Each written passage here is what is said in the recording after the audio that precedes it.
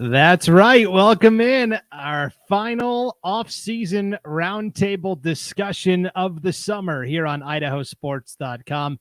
My name is Brandon Baney. I'm just the point guard. Let's introduce you to the starting five. Warming up, shooting on the wing. It's Paul Kingsbury, the El Guapo, the owner-operator of IdahoSports.com. Brandon, it's been a while. Well, good to see you. It's crazy to think the summer is actually over. We've got games next week. Yeah, my wife asked me like 2 weeks ago, hey, can I start putting up the fall decor around the house? And I was like, it's fall sports season. Sure, let's do it. Time for a pumpkin spice latte. All right. Yeah, right. So thanks for hopping on tonight, Paul. Yep. Representing the Treasure Valley. Paul, of course, lives in the Treasure Valley, but also our host of the Treasure Valley Prepcast, where we break down District 3 activities week in, week out. It's Logan Green. LG, what's up? Hey, guys. Man, am I really that blurry? What's going on there? Yeah. Your face broke the camera. That's probably better for everyone. If no, you were fine right before we went on. I don't know what happened. I'll take care of that later. Anyways, I went. We'll take this out in post before it goes live. Yeah, we're a little rusty. We haven't done this in a couple of weeks, guys. Yeah, clearly my camera's like, what's going on? Well, I mean, we just took our kids to their back to school night tonight, and it's like, really? Yeah. Yes. You know, every parent's so it's almost Christmas. My kids are going back to school. We showed up to 2 days a little bit out of shape, boys. Here's a guy who's always in shape and ready to go, representing East Idaho tonight on this statewide roundtable discussion. The host of the East Idaho Prepcast, Sean Kane. What's up, Sean? What's up, guys? Yeah, I'm ready. And if I have to hear any more of this back to school talk, I'm gonna log off. But yeah, let's go.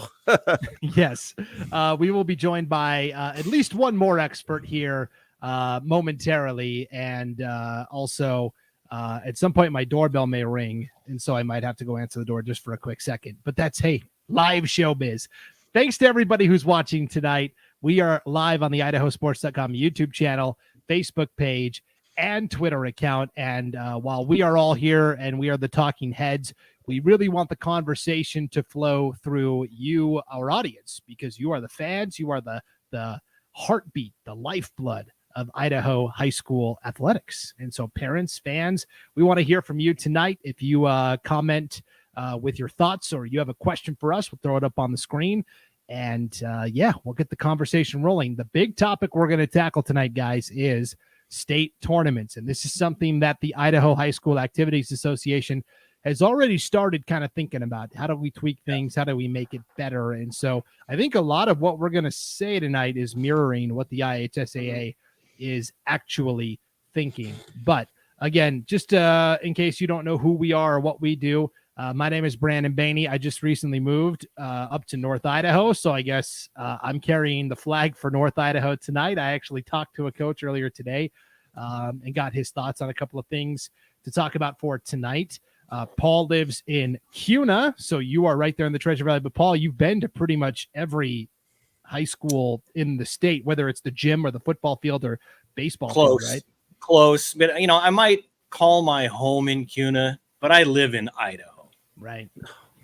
I'm not a state of Ada guy by any stretch. So. Quick. What's one place you haven't been yet? Salmon. Career. Okay. We got to change that. Yep. we got to get you over to salmon. Salmon and Chalice. Yeah. Haven't been up there. Okay. Well, it's on the bucket list for sure. Logan will be representing the state of Ada tonight. Logan lives in Middleton. His kids go to the Middleton schools over there. And so Logan's the bad guy, in case you weren't wondering. He's the guy we hate. I believe it's called Star Idaho, right? No, I don't live in Star. I actually live in Middleton. Yeah. Okay. No. Star is in Ada County. We're in Canyon County. That's much better. Yeah, wow. we're the 2 Seers. I wish I would have known that earlier, but everybody despises us. Before we became friends. They look down on us 2 Seers. Yes, and to wrap up our introductions here, Sean Kane, a proud resident of Pocatello, Sean is a teacher at Century High School, is also the head tennis coach for the Diamondbacks, and a pretty accomplished one if you go look at past champions. Just saying. That is Sean Kane over in East Idaho. So, guys, before we dive into state tournament talk tonight and how we can tweak and improve the state tournaments, I wanted to talk about our last roundtable discussion, or actually our very first roundtable discussion of the summer was all the way back in June, and we had so many people hop on and tune into that. And I would encourage everybody that's watching live tonight, if you could, please hit that like button and then share this, re-exit, retweet it, whatever, like and share. Thank you. Because that will help everybody that's not here live tonight find it a little easier tomorrow, this weekend, next week, whenever. So social media algorithms, all that great stuff. If you like this and share it, it helps out tremendously. But the very first roundtable talk we did, Paul, was about reclassification.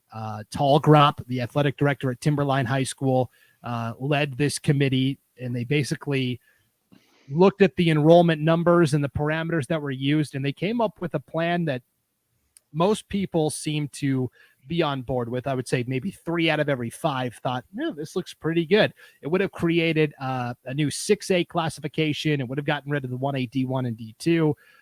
But more importantly, it would have kept the enrollment parameters a little bit closer to what we see right now in terms of number of schools in each classification. If we kept things the old way, and there's my doorbell, if we had kept things the old way, then we would have seen wild fluctuation, Paul. And at the last IHSAA meeting, this was actually voted down, so it failed. What were your thoughts? Well, go ahead. I'll take over, Brandon. The 3 of us can just take over. It's going to be a better show now. Kick him out of the room. It'll be a better show. This is better this way. Yeah, I don't know how you guys felt about it, but I was, whenever the classification conversation comes up, and it's come up several times over the last 15, 20 years. This one's got, obviously the most teeth in it because Idaho is in a much different spot than it's been, 10, 15, 20 years ago. There's a lot more people and a lot more in the population centers, more schools coming up, all of that. So is a need for a change. Yeah. I want to bring something up maybe when Brandon's back so he can expand on it. But, I don't know for sure. What I've heard is that the bulk of athletic directors, coaches wanted this change, 70% somewhere in there, and the board voted it down 8-6. So why did that happen? If it's a representative board, why did they vote down something that 70 or 75% of their actual constituents wanted? You talk about constituents. Constituents, by definition, are people who voted for you. And the people back home in those towns, they're not constituents. Constituents are the athletic directors, that vote for their rep, the principals that vote for their rep, the superintendents that vote for their rep, the boys coaches, girls, all the different positions on the board. Most of them are voted for by the constituents, the people they represent, which are not the booster clubs back home. And so when 70-75% of the people you represent say you want to change, and then you vote against it, I'm not sure how they can proceed from there, because it's not me. I mean, I have absolutely zero say. So I don't know how they, as in athletic directors, principals, coaches, those people that wanted it, I don't know how they go from here. Yeah, Sean, doesn't this kind of disenfranchise all of the coaches, athletic directors that were asked for their input and opinion on this? It kind of reminds me of when Pocatello High School was changing its team mascot name from the Indians to the Thunder, and they asked the students to come up with an idea, and then they basically said, "Oh yeah, we already came up with this idea," and then the students were like, "Well, what did we do all this work for?" Yeah, I mean, it's a tough scenario, in talking to people, we kind of thought it was going to go the other way, and it didn't. And I mean, it's hard. And I guess as a coach, your first gut reaction is like, how does it affect me? Right. And then when you go away from that and try to look at how it affects, students and their ability to make it a state, I think that's the biggest thing. But in talking to someone this week, it was, The problem is it's just a 2-year thing, right? It's a 2-year Band-Aid that could come off in 2 years, right? So, how do you maximize your 2 years ahead of the time? But yeah, it's hard. It's a Band-Aid right now. Like that we just banded a 2-year problem with all those schools are going to change in 2 years. And we know that. And, and I think for ADs and talking to ADs, they've kind of went like, well, how do we maximize the next 2 years? And then because this is all going to change, but yeah, it's a hard scenario. You feel like, I think a lot of people feel like they aren't being represented in the way they want to be. Yeah, a couple of comments already rolling in here on YouTube. Our good friend from Kellogg, Simon Miller. Greetings, gents. Hey, good evening, Simon. Thanks, Simon. for How are you? Also, C. Rick's Music says that's interesting, Paul. I think he was talking about what you had to say. Nonetheless, I think some classifications are going to become very strong, 5A and 3A in particular. First, go ahead. Oh, and so Logan, I would argue that 5A, I think, actually will become weaker, where the stronger will have, the gulf between the strong and the not strong is going to widen even more with more teams coming up to 5A now, right? Yeah, and I mean, you hear about this part of it. I think when you look at the numbers, right, with enrollment numbers, I think you hear about this a lot with the 1A schools. That's where the conversation happens. But if you look up higher, I mean, I was looking at the list, the classification, like Mountain View has almost double the amount of that last 5A school, right? Yeah. And so now you're throwing these teams into 5A who, again, and that's been the argument in other places too. Well, we don't, this school, you hear it with 4A, right? We have 400 students, they have 8, or whatever it is.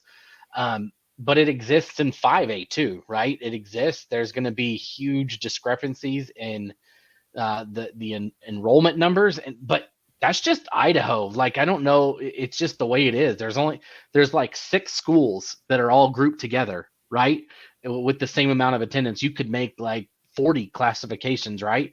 Because even, at every classification, there are huge chunks of discrepancies between the amount, the enrollment numbers. So I don't know how you put lipstick on this pig. I mean, it's and coming from North Carolina, I've done that. So that was your prom date, I believe. Yeah, lipstick. It was.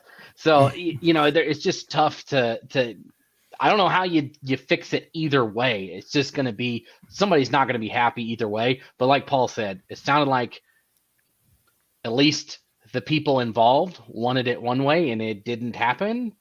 Just a little confusing. Yeah. Well, if that's the way things work, I think that the last election could have turned out differently if the electors would have just done that and gone, yeah, we know that the whole state wants to vote this way, but we're going to vote this way instead. Right. I wanted to make one small comment before we go really off the rails. Back to what Sean said, it's a 2-year Band-Aid, right? And I haven't heard this. What if we go away from a 2-year classification cycle? What if we go to a 3-year or 4-year and make that classification cycle a little bit longer so that you're actually settled instead of, every other year having to plan for different things? Now, with open enrollment, I don't think that's going to be feasible because the student populations are going to, if kids can choose what school they want to go to, it's going to be, you might have to go to 1-year numbers. Ooh, that'd be awful. No, yeah. I think 2 is the sweet spot. And speaking of sweet spots, let's bring in the 5th member of our panel here. This is, it was a little bit of a stretch, but I'm trying to butter him up. Scott Burton is the host of our Magic Valley Prepcast. He is also the athletic director at Jerome High School. So he's got, kind of a unique perspective on this. This is why we always love to have Scott on these roundtable discussions. Scott, I want to bring you in real quick and get your thoughts on this reclassification thing. And then we're already starting to get questions about MaxPreps and tournaments, and we'll get to them in just a second. I promise. We're just going to wrap up real quick here. Scott, like over 70% of people surveyed said, let's go with the new system. And then it got voted down. What were your thoughts? Well, it's funny because I was standing with a bunch of administrators when that vote came out, and everybody was just scratching their heads. I mean, it passed in the May vote by 1, but since May until now, there have been, I think, 2 board members that are different.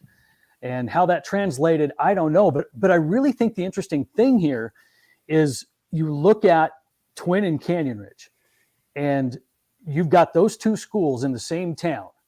You can't help but think that, and this is speculation only, that maybe the powers that be wanted those two schools to stay together regardless.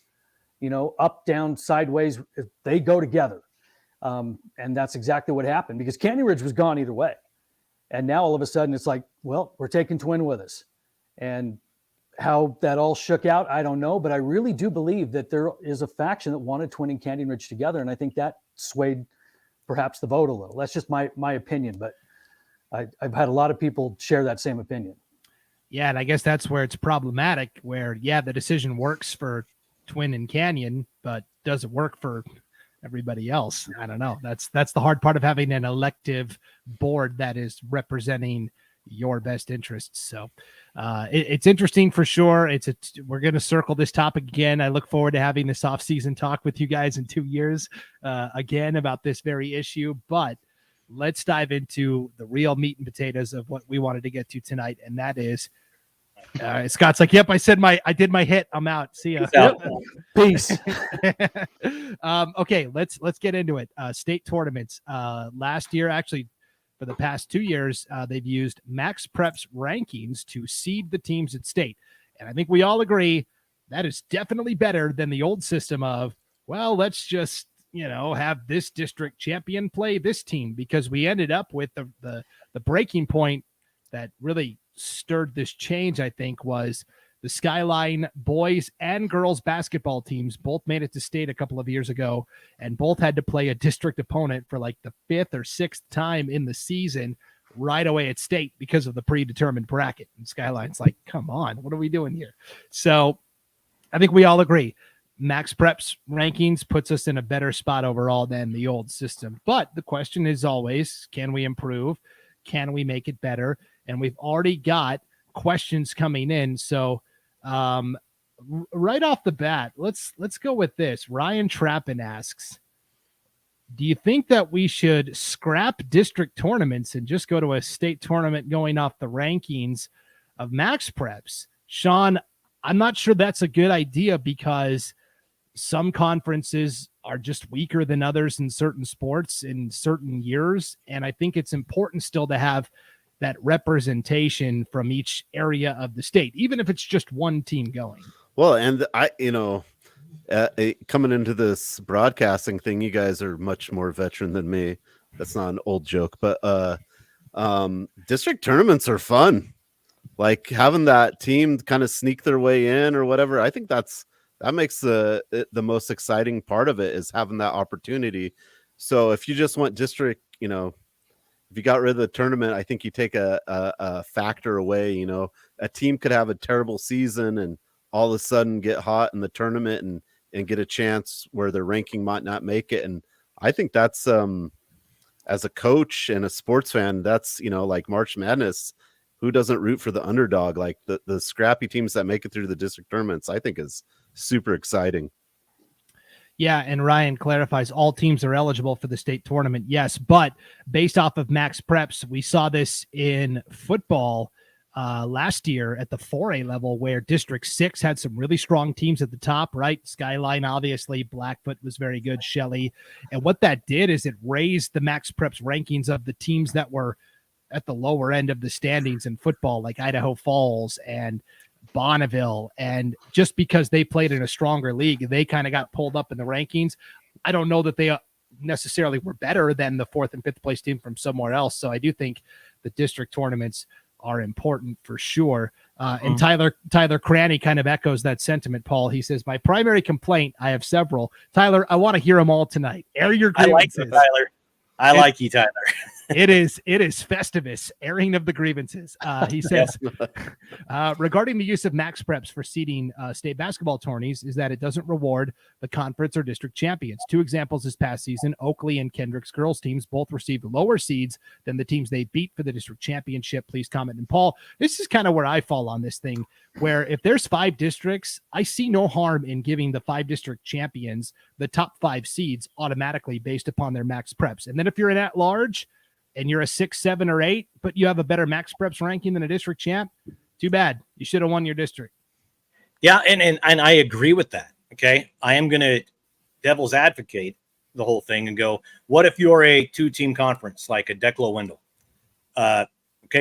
One of those 2 teams is going to go. Does that make them one of the top 4 teams in the state just because they won their conference? And there's getting to be more and more of these really small conferences like that. Pocatello, Preston, Century have been in that 3-team conference forever. And there's some years when all 3 of them are in the top 5. So I like the idea. I do. I'm all for it. I'm just saying that on the flip side of that, there's an argument to be made that maybe a district champion might not be one of the top 4 teams, top 8 teams in the state. But let me pivot to Scott here, since Paul mentioned Wendell and Declo specifically, and that's where you are in the Magic Valley. No offense to Wendell and Declo. That's we saw pretty universally, no matter what sport it was, whether it was Declo or Wendell advancing, they were pretty much locked into that number 8 seed a lot because of MaxPreps. But Scott, the problem that they run into is, yes, they're a 2-team district. And so the neighboring schools that they have to play are 3A schools, occasionally a 4A school. And yeah, they're getting, they're taking their lumps against schools that are much bigger than them. And so, yes, their MaxPreps rating isn't going to be very strong, but at the same time, should they be penalized? It's not their fault that there's only 2 teams in their district. Right. Yeah. You know what? I mean, that's going to be the big argument regarding state tournaments, using district, all that kind of stuff. Because, I mean, I just don't think that some district champions are a top 5 team. They're not. I don't think they should be given an automatic top 5 ranking because they won a weak district. I mean, you take Century, Preston, and Pocatello. Those 3 teams in boys basketball many years could be in the top 4 MaxPreps at state. And if you truly want to have a MaxPreps seeding, then have a MaxPreps seeding. I think a district champion earns their berth to state, but that's it. And if you really want to stick to MaxPreps and you've kind of hitched your wagon to it, then let it do its work. And unfortunately, you're going to get these teams that are going to play each other in the first round. I mean, that's just a byproduct of using MaxPreps. The whole ping pong ball thing that we did before, the number 1 goal was to avoid that. Well, now you've got to weigh which one is better and which one are you willing to live with. A true ranking, which can be tweaked, and we'll get to some of the tweaking parts of that.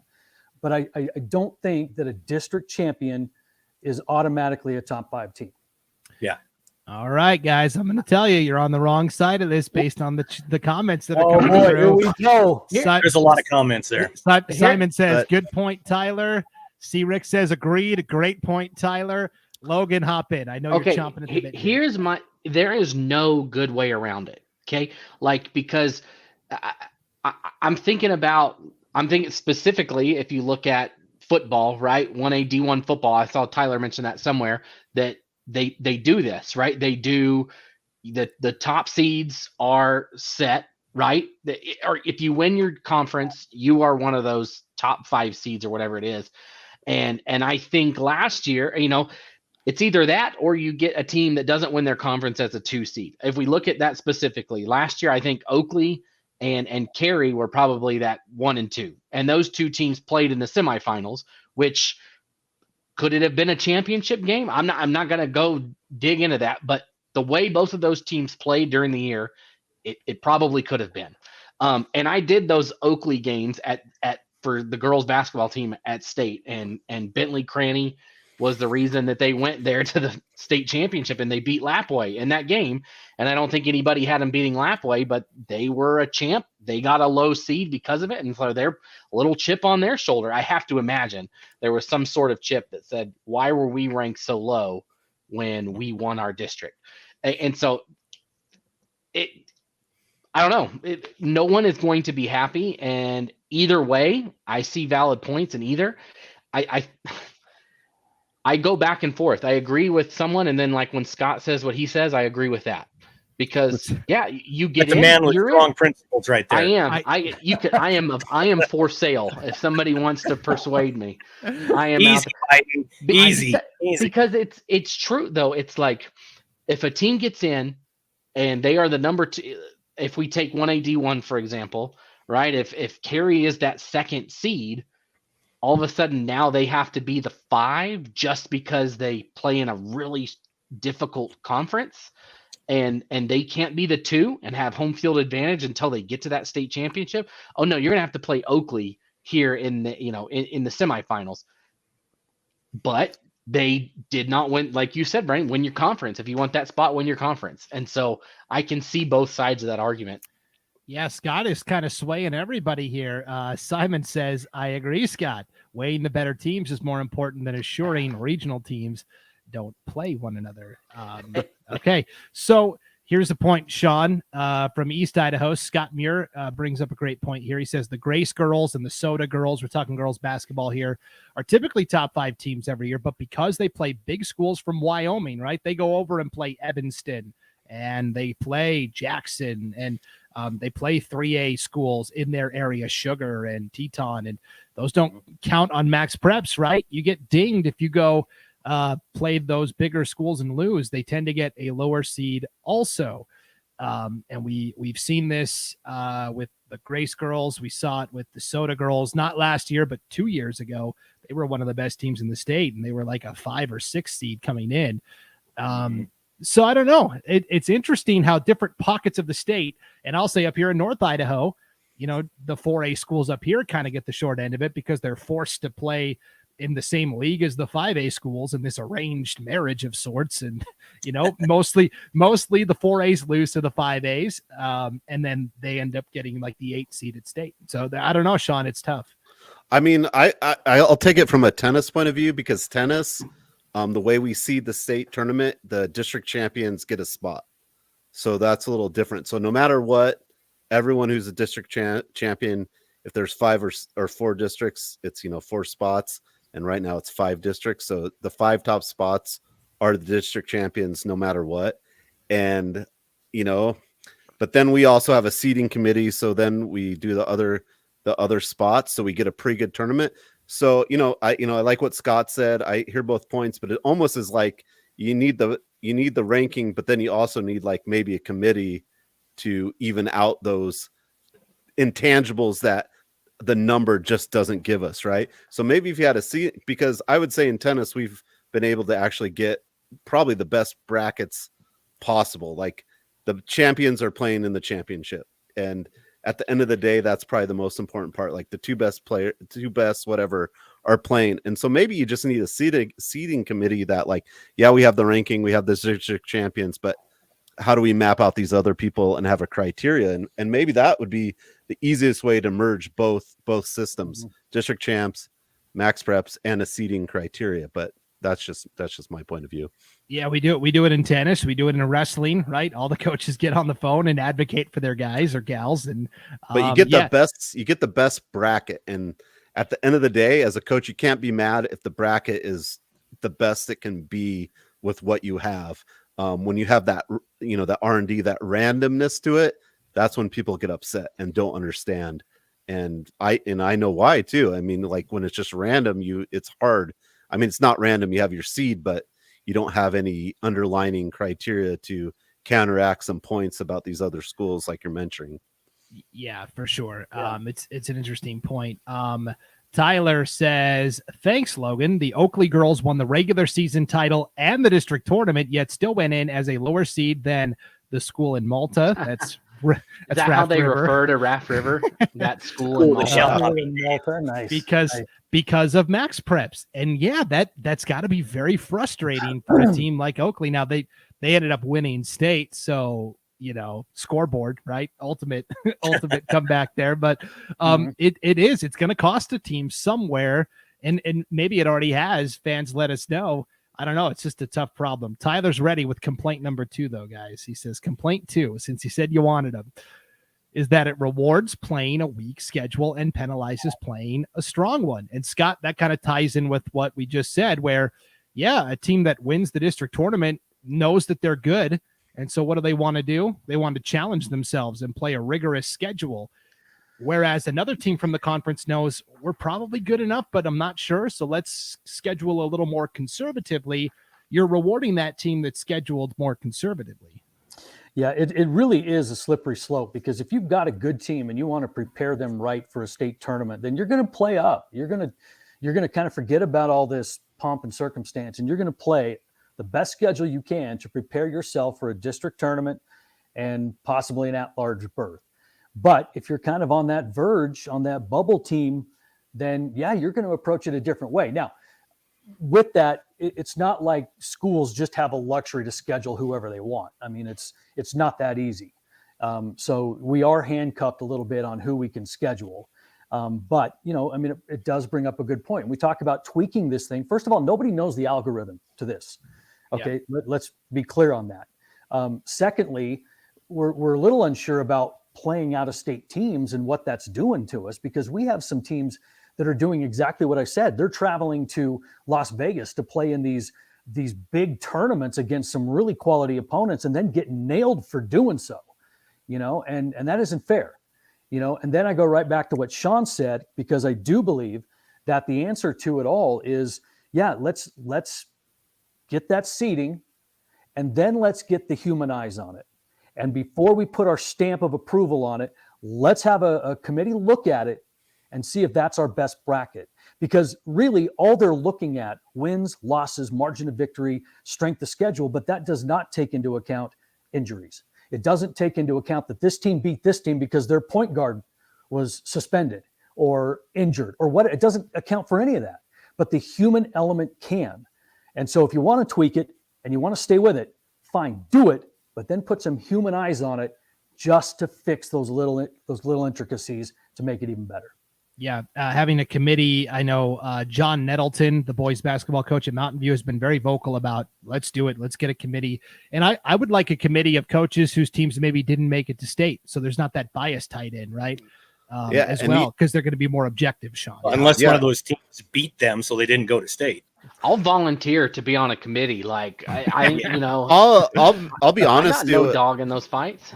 When we do the committee meeting, everyone's is really good, and like I'll represent East Idaho, and I'll bring up the people that aren't even on my team and stuff, and it's really good because why? Because you have checks and balances. Because sometimes a number doesn't check and balance, right? So when you have humans on it with a criteria, so you need a criteria. I think that's easy because you can't argue if it's the criteria. You just go, this is a criteria, and no one can argue it, but you can check and balance each other. And so I think if you had a criteria of what it would take for those, whatever it is, head to head, whatever criteria, and then you have checks and balance of people checking on us, checking each other, it works out really well, and no one really, and no one really fights or anything, but it's a good checks and balance. Like I've never made a mistake, but some of the other places have. Get it?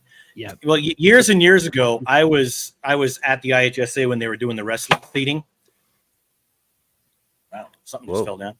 But so they're doing the wrestling seating. Well, wrestling coaches apparently, at least then, were not as cordial as tennis coaches, because it was almost coming to blows. My kid beat this kid, but it was because of it's a rough and tumble process for those seedings. And if you're going to select a committee, they had a coach. Who's the committee before? Who's going to do it? Because with wrestling and with tennis, great. If you're a coach, show up, and you're basically on that committee to seed. And if you don't show up, well, don't complain about it because you weren't there. But who's on this committee to seed basketball, football, soccer, baseball, softball? Who picks the committee? There's just so much that goes into that. Every coach casts a vote. You can't vote for yourself. Well, that's just a coach, though. Do you have a media member on the committee? More than one media member? Coaches? I don't know. Yeah, it was the site managers is what they use for tennis, so that's a pretty good thing. But then also we have a computer program, and then the independent person who is pulling up the records of everyone. So we had an independent factor in it too. That helps. But yeah, you're right. Who's on it? Everyone will want to be on it for those bigger sports. So, but it's just an idea. Yep.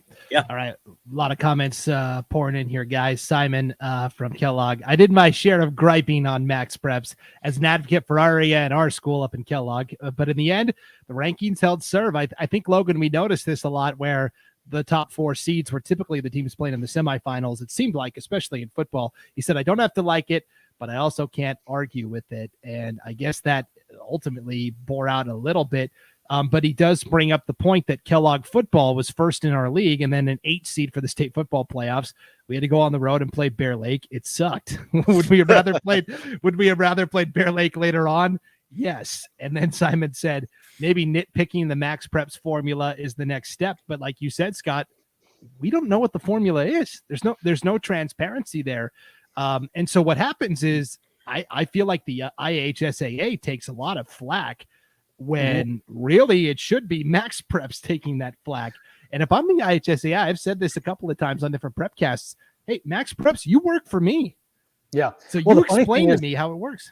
The funny thing is when we did that deep dive last year or the year before, when we went into it, when I called MaxPreps and I was on the phone with them, just quizzing them, they didn't know the formula because they're taking it from CalPreps. And so they're just piggybacking off of CalPreps and they don't know what they're using. We're taking it from MaxPreps and we're not exactly sure what they're using. I mean, it's better than what we had, but nobody knows really what the formula is. Yeah. We've got a couple of proposals here. Pierce says, I've been calling this for 2 years that it goes from BCS type rankings to a selection committee. So Pierce is on board with the selection committee. Colton Ricks says, let's take MaxPreps, take their winning percentage, their opponent's winning percentage, and then seed using an RPI system. I think, Colton, that's a nice idea in theory, but I think the more computers and the more data you introduce, you're getting further away from that human element that we were all just talking about. I think there's got to be a blend of computers and humans, kind of like the NCAA does for March Madness. Here's Monty Madrell, the head football coach of the Lewis County Co-op. That's Nez Perce and Highland up here in North Idaho. Committees could work, but Paul has a great point. Who do you put there? If you're not at the table, you are on the menu. Oh, Monty is so good with the quotes. I love his quotes every year during football season. That's good. Eagles. Yeah, I like that. I mean, Logan, what do you think? Is it should it be coaches, ADs? I don't think it necessarily has to be media members. But coaches, ADs, administrators, superintendents, that's kind of how the IHSAA board is structured right now. Yeah, I mean, if we take the college football selection committee, take the NCAA tournament committee, it's made up of athletic directors from different schools. And, that always gets a little hairy because it's like, oh, that team made it in and that guy's on the committee or something like that. So I don't know who should be on it. I think it should be a mix. And I know I don't know if there would be a lot of people that would want to do it. I would imagine there would be a good chunk.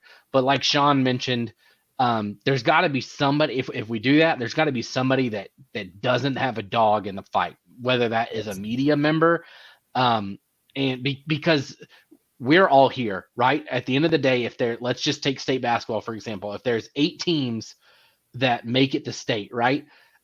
I do not care who is where. It doesn't bother me. It doesn't matter to me. I don't care. And so while to other people, they might care more. And so if you bring in, don't have to be a media person, just some independent person that doesn't have anything to gain from this, that can look at it, take a step back and say, based on this, I don't know. I'm not sure if that team should be there. I think it would be beneficial to have one of those third parties in there, mixed between. I would go. I don't know. I like Sean's point about the coaches and the coaches being impartial in tennis, but then Paul says it doesn't work in wrestling. So it works. It just takes a long time to get. I think, but the thing is, if it's just 8 teams, you've probably got a clear 1 and 2, and you've probably got a very clear 7 and 8. It's those middle 4 that need a little work. And I think that people could come to a conclusion quickly on that. If it's a committee of 6, like it doesn't have to be this massive committee, and that they're ready to go and they sit down and they talk about it. And that's why you got to have a criteria. So you could fight all you want, but if you have a criteria written and approved, it doesn't matter. It's like head to head. you could argue to the cats come home, the guy pulls up the records head to head, or, you have a criteria, then it's, you can fight all you want, but if there's a criteria in place, it makes it a lot easier. And that criteria, who writes that criteria is the real question. Yeah, right. Well, I'll tell you, we're picking up steam here in the comments, guys. Monty says, how about a group of you gentlemen represent a portion of the committee? You fellas are just as in tune as anyone. And then we also had Colton agree. He said also that media members, along with maybe district commissioners, which is a good idea. And then here's Bugsy, and Bugsy had a wrestling specific point that I'll get to in a second. He said referees would also make good committee members. Coaches can vote for seedings and not vote for their team. That might be a good way to make sure the process stays fair. And then Tyler says, regarding tournament structure, I agree. Do it. Okay, we got the green light, guys. Let's do it. We can do it now. Okay. Funny comment here from Kent, Paul. Would New Plymouth have won the 91 state championship with their star water boy, Paul Kingsbury, if MaxPreps was in charge of I doubt it, because I was only a sophomore in 91. It was 93, Kent. And don't throw shade with incorrect facts. Those starters needed their water, and nobody could do it except Paul. It was a very hot year in 93. Temperature All right. was a little above normal. I am muting everyone. All right. Yeah, around the horn. Okay, we had a couple of sport-specific comments here. Bugsy's a big wrestling fan. He says, for wrestling, keep it how it is. He would even like to expand it to a 32-man bracket. And then instead of the top 6 placing and getting points, it would be the top 8. There would be more one-sided matches, sure, but at the same time, he says, then the real depth of a program would show through. When in the past, qualifying restrictions literally make kids change weight classes for the best chance to qualify for state. Yeah, Scott, that's a big thing where if you're loaded at 132 and all of a sudden you have hit the maximum number of slots because there's only 16 competitors instead of 32, now you've got a kid that's trying to cut, down to the next lowest weight class, and that can be a slippery slope too.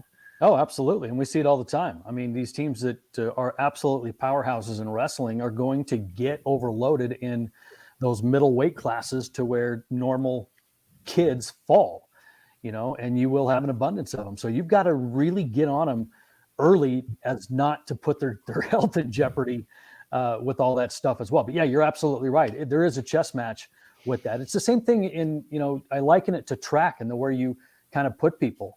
You can have wrestlers, you can have athletes. It's not necessarily always about that. It's going to be how do you maximize their usage. Yeah, for sure. We had another sports-specific question from the Durrett family up in Troy, Idaho. They are the 2-time 1A state baseball champions. She said, is this going to happen for baseball? I would assume yes, because the IHSAA is going to be taking over running the postseason for baseball. Now, she makes, I don't know about her specific allegation here. She basically says another team in their league didn't do the stats correctly, and that affected MaxPreps. MaxPreps really looks at run total, run differential, margin of victory, that type of stuff. I'm not sure how you could inaccurately put that in. Now, is there funny stuff happening with stats sometimes and pitch counts? I'm sure. I don't know specifically, but her big question was a team that could look good on paper, then, doesn't even qualify for state. And then, she had some stuff about the all-state team here. They still had 5 kids make the all-state team from Kendrick and only 1 from Troy. I will tell you, Selena, that the all-state teams are voted on by the coaches. So I would say lobby to your coach. I had such a fun time broadcasting the 1A baseball tournament this year and watching Makai Durrett handle the action at catcher and that Troy pitching staff. BT Dubs, shout out to the Troy Trojans. And yeah, that's crazy that they had 1 all-state player. I agree, but that's a political process, just like everything else. But to answer your question about baseball, yes, I think MaxPreps will be used in baseball as well. I'm not sure at the 1A level though, because there's still only the 2 districts. So they might want to avoid district teams playing each other there in the opening round.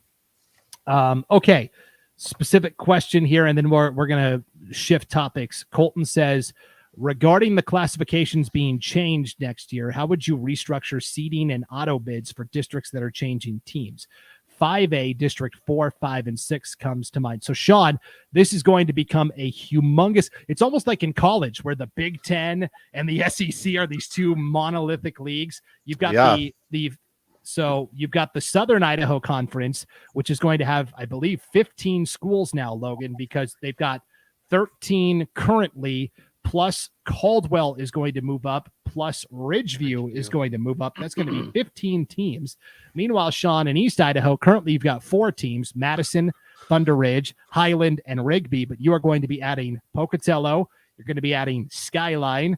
You are going to be adding Idaho Falls plus Twin Falls and Canyon Ridge. It's going to be a 9-team district. Yeah, and I can tell you from talking to some ADs, they're excited to have the 9-team conference. The one thing someone pointed out to me too is that some schools might petition individual sports. Is going to be the issue that they're a little unsure of. A lot of the schools are in favor of a 9-team kind of power conference with the 4, 5, and 6. But what comes into question is if they petition some of their sports, and then when you start petitioning the sports, the scheduling becomes a nightmare and stuff. So I have no idea where that's going to end up. But I think, at the end of the day, you look at it, when you have a bigger conference, you get more reps to state, and that's really probably is what's best for the students. Is you get that more opportunities to go to state. But it'll be interesting to see if some of the schools petition some of their sports coming up here. And just to clarify on that petition thing, all the petitions are due September 10th. And so at that time, no more petitions. And it's only team sports that you can do it with. You can't petition down wrestling or track or anything like that. You are where you are at that point. It's going to be straight team sports.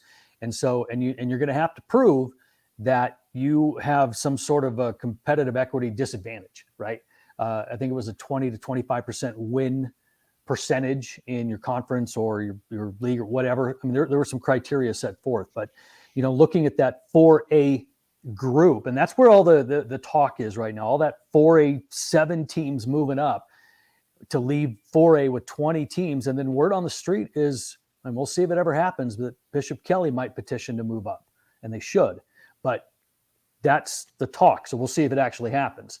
But with all of that and those 7 teams, I don't know. I don't know if there's anybody, maybe Caldwell petitioning down in team sports. I mean, because wrestling, soccer, they're very strong, and they can't petition in those. I mean, football, basketball, baseball. I mean, yeah, they can petition down. I mean, Ridgeview is going to be one of the top teams leaving. And so I don't know if they've got a leg. I mean, Twin is very competitive everywhere, and they already said they're not going to petition down. Canyon Ridge has already petitioned before, and so I don't think they've got any more ammunition in their petition gun. So I would be surprised if we just saw more than one come down. Yeah, and back to the specific question of how you would divvy up those seeds. For the past couple of years, District 3 has gotten 4 seeds with the potential to get 6 with 2 play-in winners. District 5 and 6 over in the East has gotten 2 seeds in, and District 1 up North has gotten 1.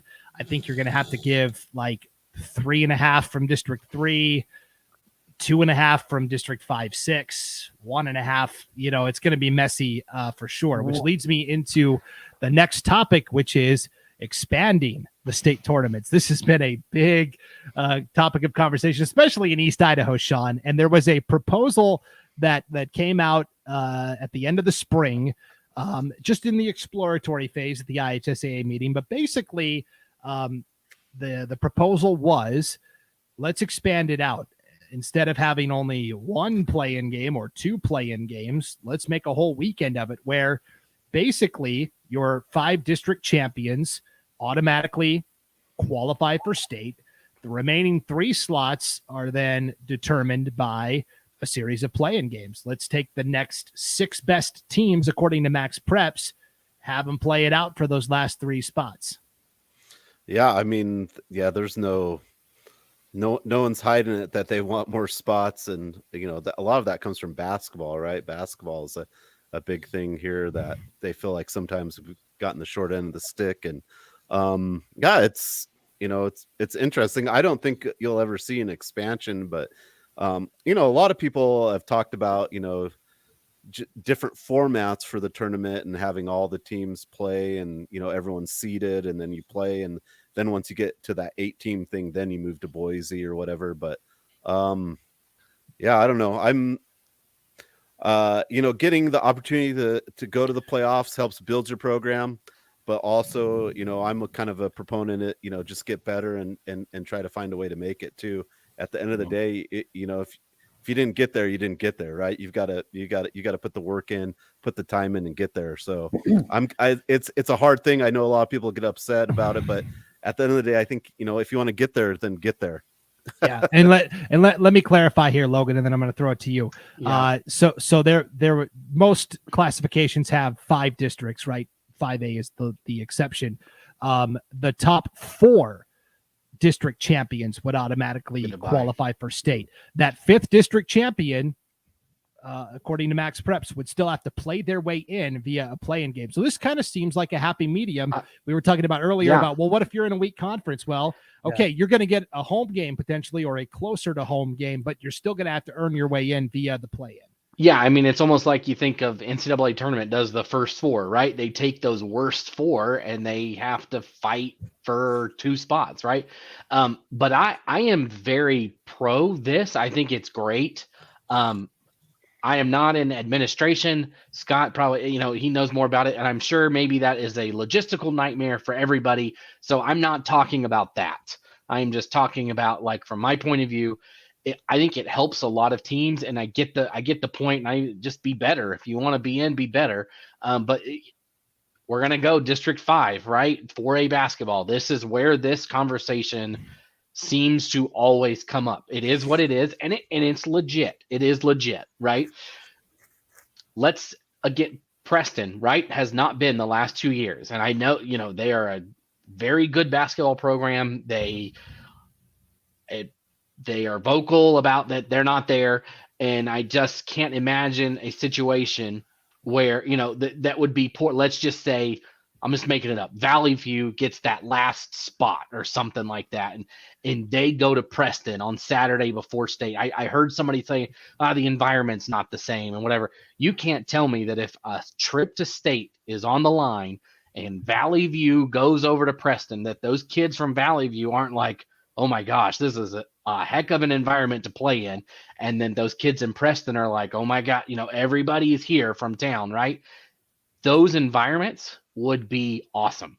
I really think they would. I think people would show up. I think people would pack the place. It would be everybody's there type situation, packed house, and then you win and you go to state. And I think both teams would benefit from playing in an environment like that on the road, even if you have to play on the road, right? Or at home. I just think it would be awesome. Again, it's going to bite my butt when Malad has to play Bonners Ferry or something like that. And I'm not trying to be logistical in that, but just from that standpoint, I think it's a good idea. It gets more people in, and then it stinks, but maybe that 5th team that makes it, that's really bad, the district champ, they get knocked out there, and then truly the better team is at state. And if that's what we're looking for, then it's a possible solution. Now, devil's advocate there, or devil's avocado, I will say, let's say you had a 5 seed. I'm just going to use Declo as an example because Declo wasn't bad in any sports this past year, but okay, let's say Declo wins their two-team league and they're the 5 seed and they're playing.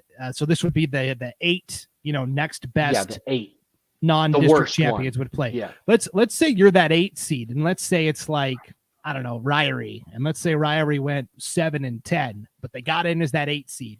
But Declo also not very good, and now Ryrie, a team that barely got in, just by virtue of playing the district champion, that 5 seed wins. And let's say the 6 seed was North Fremont, who went 17-3, and they get upset.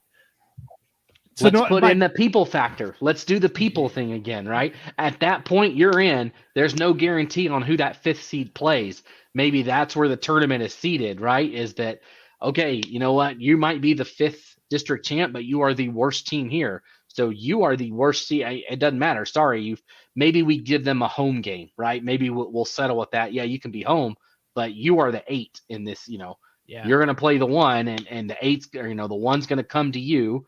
And if they win, that's the scenario on paper. I say that on paper that should have occurred, right? And that's not perfect, but maybe that's the answer or part of it. For sure. Colton says, I know it's a moneymaker, but I honestly believe we need to get rid of the elimination bracket. I'll be honest, I'm not sure what you're getting at there, Colton. Like consolation? So like on day 2, it's the morning games, right? Yeah, the morning games. I think it's more than just the moneymaker. It's, you're going to give a team at least 2 games at state. You're going to give those teams a chance to come home with the trophy. 3rd place consolation. Unless it's football, and then there's 2 third-place trophies given out, which I've never understood. But that's the way it is. I mean, I'm okay with those extra games. I mean, I'm not a fan of the participation trophy movement where we have to do everything we can to get as many kids with trophies as possible. I'm not a fan of that. I'm more along like Sean says, if you lose, get better. But I like the system of, okay, if you lose on day 1, anything can happen on day 1, right? So let's give you a chance to, play on day 2 to get into a trophy game on Saturday. I'm okay with that elimination bracket. And that's probably a feed into the location of the tournament too, right? Which is a topic, right? A good lead in. Like if you go up there, I mean, if you only got to play, if you have to, always have to go to Boise, and you only get to play 1 game and have to leave, then that's kind of, I mean, you should get an opportunity to play a couple of games if you're going to have to travel. And I think that's a good lead into that topic. Yeah. Real quick. One comment just to wrap up here. Annie says it penalizes teams from big districts who have to fight multiple teams all season over a 3-seed league who gets to coast in. The only really like large district is the 5A SIC. So I can only assume that's what, because every other district, you go down to like 4A, 3A, 2A. I mean, you're not getting more than like 6 teams typically in a district. Maybe the White Pine League has 8 teams up north, but generally speaking, I think, and we see it sometimes where like the 5th or 6th place team from that big 5A SIC, gets to state and makes a lot of noise and gets on a run, but generally speaking, I think that tends to be overblown just a little bit. Okay, now this is a topic that everybody really wants to dive into. I was trying to find the comment from earlier. Jacob Dawson says, bring state basketball tournaments to District 5 and 6. And we even got some comments about this before we even started the show. When we just shared the post saying, hey, we're going to do this roundtable, we had people right away going, hey, and by the way, if you're one of those people that are here live tonight and somebody that isn't able to be here live tonight, if you can hit that like button and then share this later, it's going to help them find it a little easier amongst everything else going on in their social media feeds. And again, we're on the IdahoSports.com YouTube channel, Facebook page, and X account. I'm still getting used to that, formerly Twitter. Sounds dirty, doesn't it? My wife was looking at my phone. She's like, what is X? What did you download? It's Twitter, I promise. Yeah, the X icon on my phone looks similar to the missed phone calls. So I keep thinking I've missed a bunch of calls, but it's just stuff from X. If there's more than one X, don't download it. That's right. Just the one. That's right. Okay, so Paul, we had a comment before we even started the show about, hey, if Mountain America Arena in Idaho Falls is hosting Boise State for men's basketball in a non-conference game this year, they can certainly host state tournaments. What are your thoughts on that, Paul? I have a lot of thoughts, and honestly, they can. My thoughts move around a lot. So here's Colton. A December basketball game in college basketball is a little different than a state tournament. That's my. It is. And Logan, that's a very good point. Right. Okay, go ahead. I was just going to read his comment real quick. Mountain America Center is hosting a marquee Boise State basketball game in December. They're hosting St. Mary's, could be a potential top 25 matchup. If Boise State wants to play there, it wouldn't be a bad idea to bring the state championships there as well. So and I think it would depend. Like my feeling is, I'm a principal guy, and so I think it would depend on why the state tournaments got moved around. If they got moved around to benefit the local chamber of commerce, not a fan of it. The local chamber of commerce should have absolutely zero impact on anything with high school sports. It should be all about what's best for the schools and what's best for the student athletes, period. I mean, I've been at board meetings where, well, I would vote this way, but in light of my constituents back home, well, they didn't vote for you. They didn't vote for you to be on that board. Your constituents are, again, like I opened with, the athletic directors that voted you, or the coaches, or the superintendents. That's what a constituent is, not the folks back home. So if you were moving it to give the state tournament, moving it around, they move volleyball around, they move softball around, they move soccer around. Should they move basketball around? You look at other states, and Utah, for example, quarterfinal games, all home sites. Semifinal games, 8-man is at Zions Bank, 2A, 3A, 1A, Zions Bank, 4A, 5A, 6A, University of Utah. That's semifinals. All of them are played in those two locations. Finals, 1A, 2A, 3A, Southern Utah University, 8-man, Southern Utah, and then 4, 5, and 6A at University of Utah on different weekends. And, so it's spread out so things can be moved around. But they have those being played at different areas. So could Idaho do something like that? But Idaho is such a weird state geographically, right? There's basically 3 population islands. There's North Idaho, there's the Boise area. You've got the Magic Valley there, and then you've got Eastern Idaho. So I guess 4 population areas. Nothing in the middle. And it's not easy to get from here to there, anywhere. So someone's going to be traveling all the time. Great. Spread it around, right? Instead of having all of state basketball in the Treasure Valley, I can see the argument of saying, yeah, let's move it around. Let's make the Treasure Valley schools spend the money to go there. However, from a student athlete standpoint, what would they rather do? But, because I always hear the argument, well, the Boise schools get to sleep in their own bed. How'd that work out last year in football and basketball? Who won the championships? Go back and look. It wasn't a bulk of Treasure Valley schools. So that argument to me has always been moot crap, in my opinion, of sleeping in your own bed argument. Kids, would they rather sleep in their own bed, Logan, or would they rather travel? Tell us. According to our Instagram poll, which, by the way, you can still vote in. So if you go to our Instagram and it's in our story, you can vote on this. Where are we at right now, Logan? If you're not following on Instagram, do it there. So right now, 76% of voters say they would rather have the road trip to state. Now, is that 3 out of 4 voters? How many voters? No, that is 211 votes for road trip to state versus 68 would rather sleep in my own bed.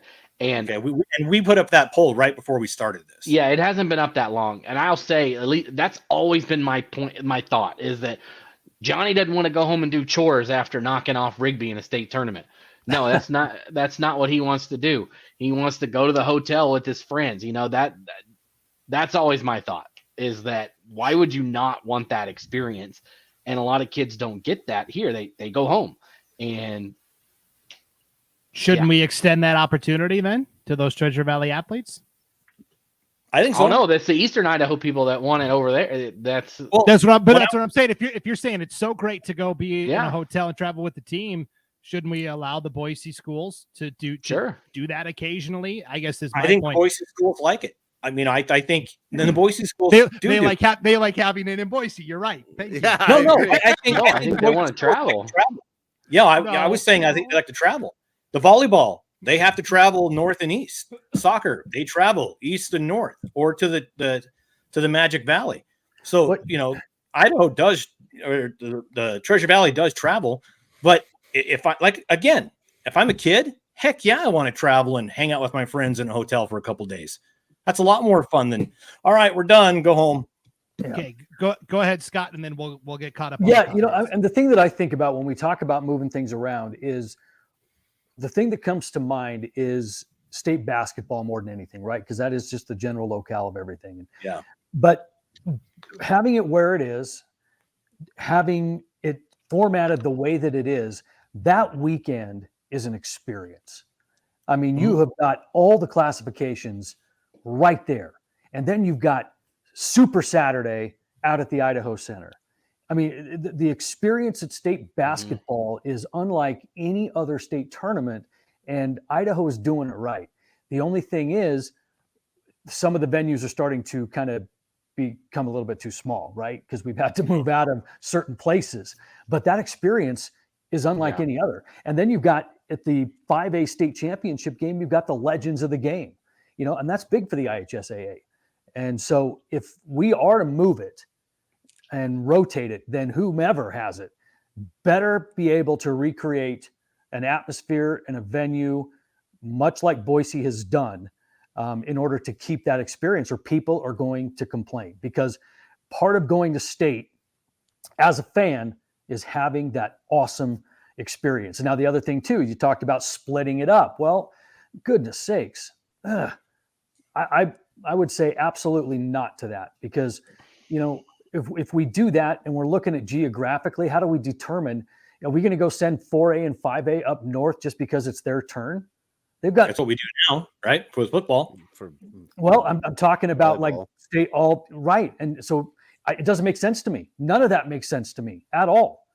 And so if we are going to consider moving this, and Eastern Idaho is really kind of first in line, then they better be able to handle the hotels. They better be able to handle the 12,000 people.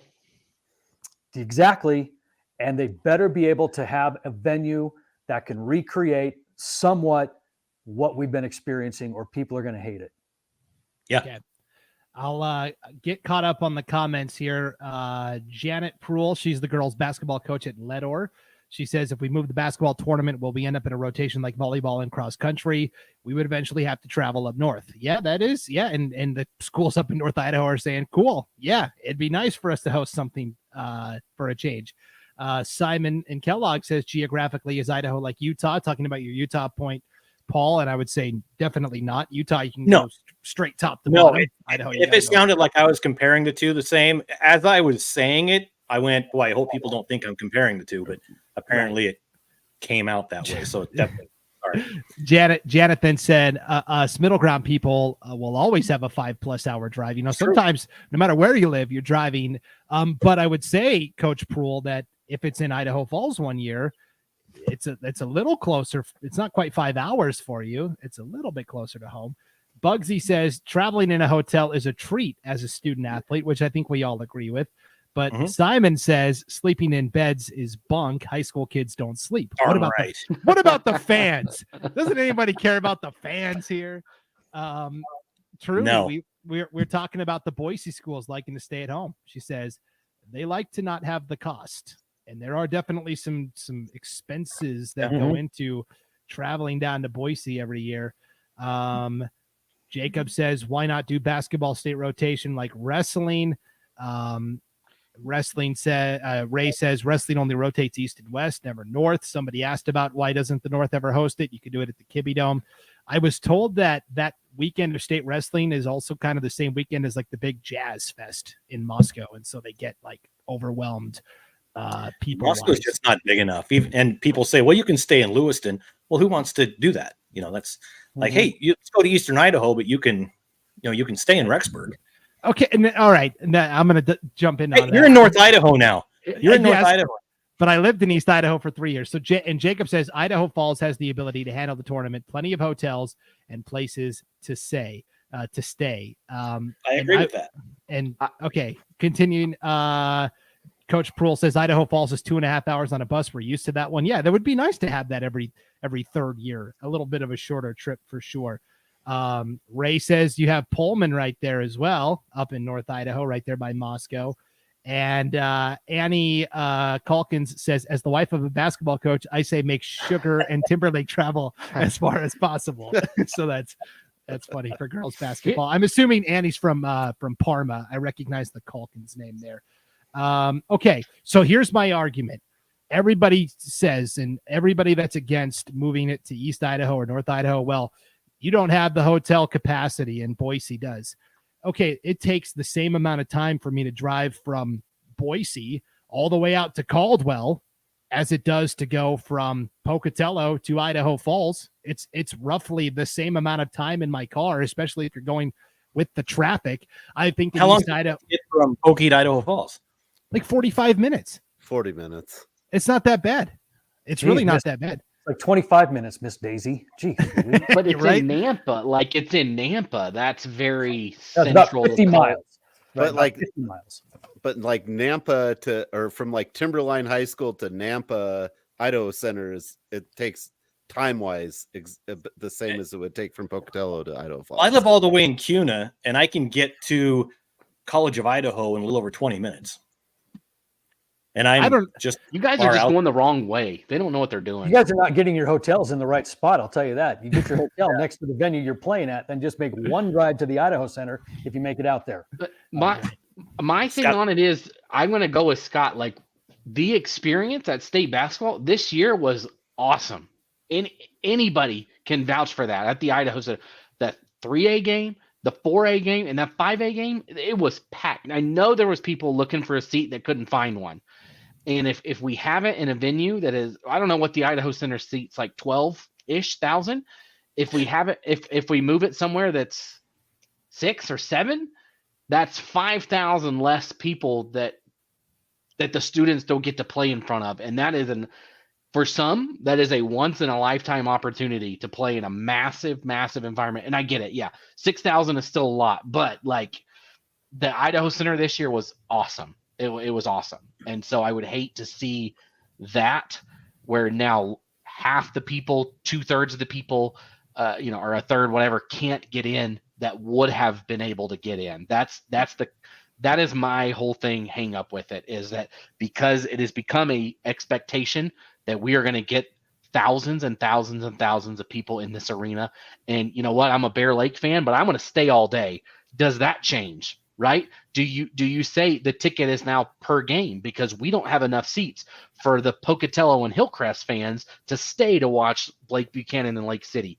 Does that what would happen in that situation? Right?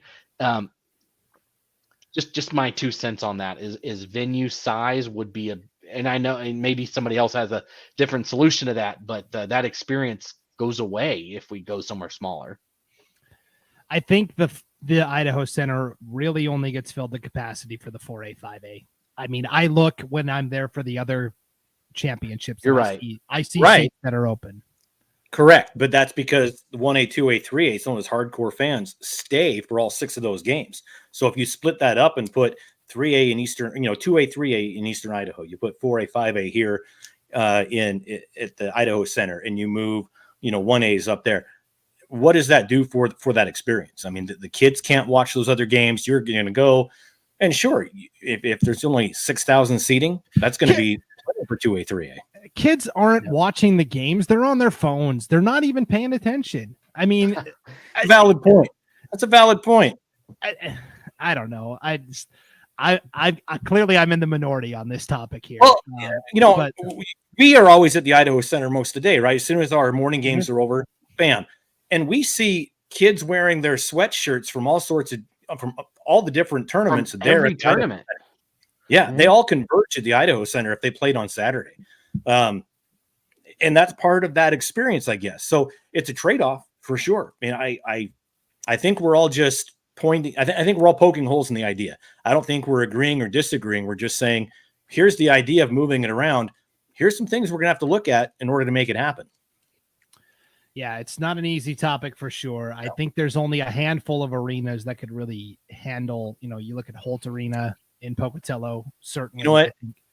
If I win the Mega Millions, I will build a stadiums in each part of that of the state to handle a state basketball like that. A 15,000 seat arena. You heard it here. If I win Mega Millions, Paul Kingsbury, promised to build 15,000 seat arenas. It's going to need to be a lot for that. The one here is going to be in New Plymouth, of course, and the one in the Magic Valley will be in Jerome, of course. Yeah. Will it be the truck stop arena? Long as there's indoor tennis courts, Yeah. I don't care what it is. Truck stop arena. The last point I'll make here, Scott, I wanted to get your opinion on this. Real quick, Simon says build the arenas in Craigmont. I can take you, Simon. That's a choice. That's an option for sure. Scott, I grew up in Montana, so I'm used to things running a little bit differently there. The first thing is girls and boys basketball run concurrently. They start on the same day. They end on the same day. There's none of this staggering. But then in addition to that, they divvy up the state tournaments. This classification goes to this city. This classification goes to this city, but it's boys and girls playing together. And that way, if you're a parent and you've got a son and a daughter that are both playing, you get to watch them at the same time.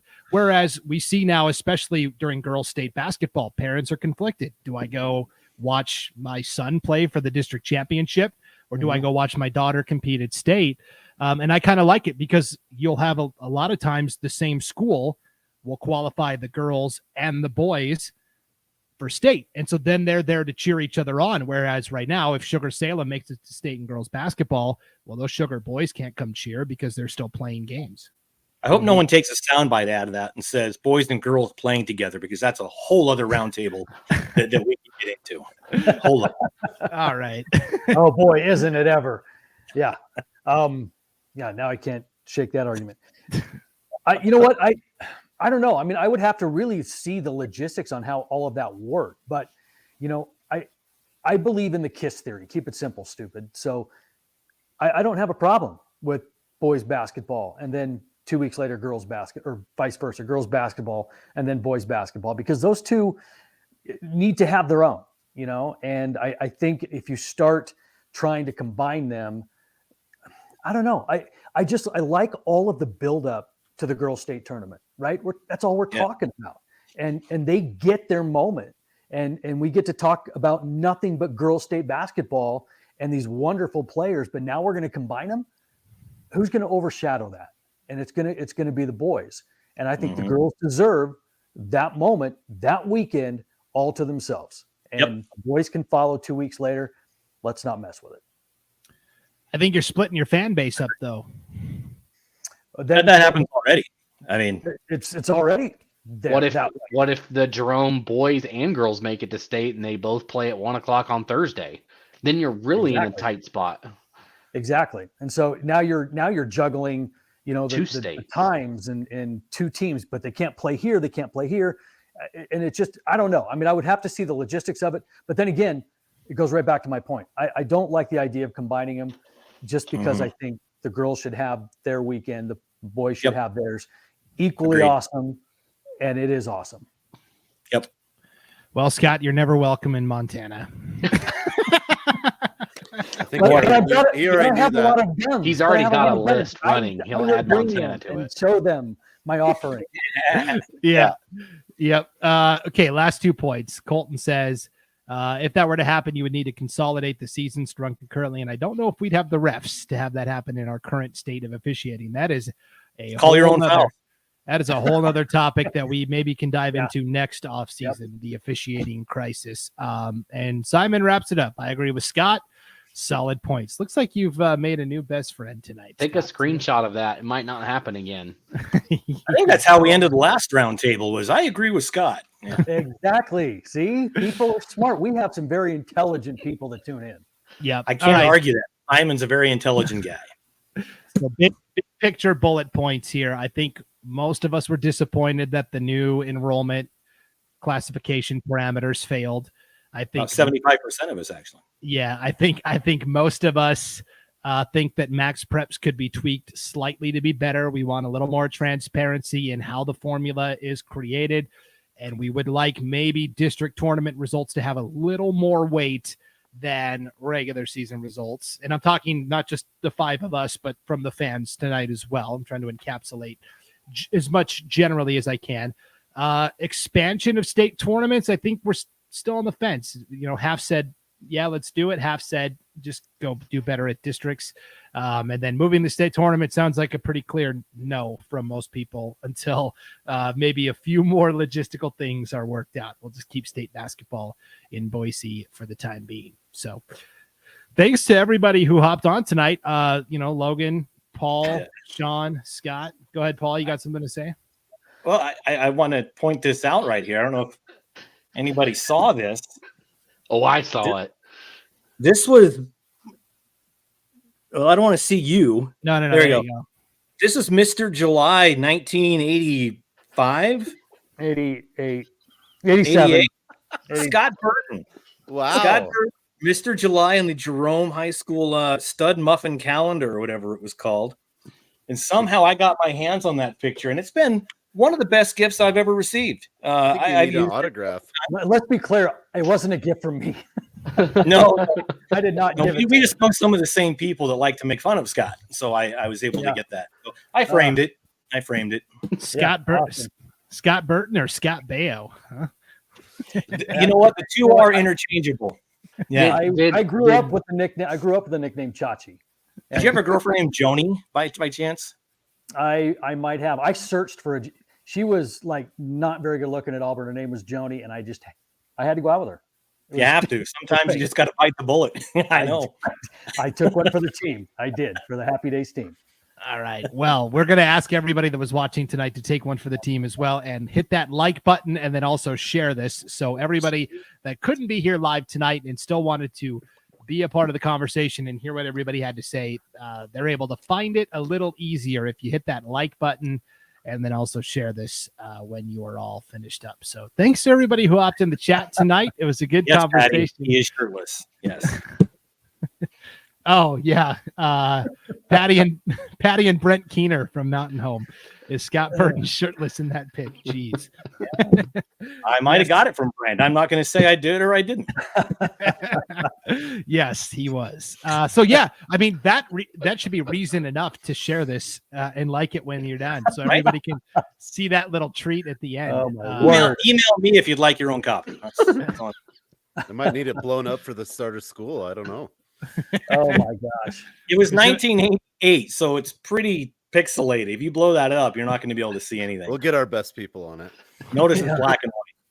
Yeah, I mean, it was a Polaroid shot in somebody's basement. We were, flashlight is the. There. Really, that's the backstory. That's all right. Wrap it up, Brandon. I'm gonna rein. Make me stop. I am gonna rein this in and say thanks for tuning in, everybody, to our final off-season roundtable of the year. Friendly reminder: we will be getting back into our regional prep casts, some as early as next week. I haven't told any of you that yet, but I'm planning on starting these again in a semi-regular fashion next week. So the North Idaho prep cast with Ryan Skaggs, the Treasure Valley Prepcast with Logan Green, the Magic Valley Prepcast with Scott Burton, the East Idaho Prepcast with Sean Kane, and also football fans, our Idaho 8-man football Prepcast will be coming back in 2 weeks as well with a special guest contributor this year. And I'm just going to leave it at that. You'll have to tune in to see who our special commentator for the season is going to be. It's going to be a lot of fun. It's not 1988, Scott. No, it's going to be a lot of fun. So stay tuned for that. Your regularly scheduled Prepcasts will start up again in earnest next week, and you can get those at the IdahoSports.com YouTube channel, Facebook page, IdahoSports.com, or wherever you download your podcasts. All right. Thanks for tuning in, everybody. We'll see you next time on IdahoSports.com.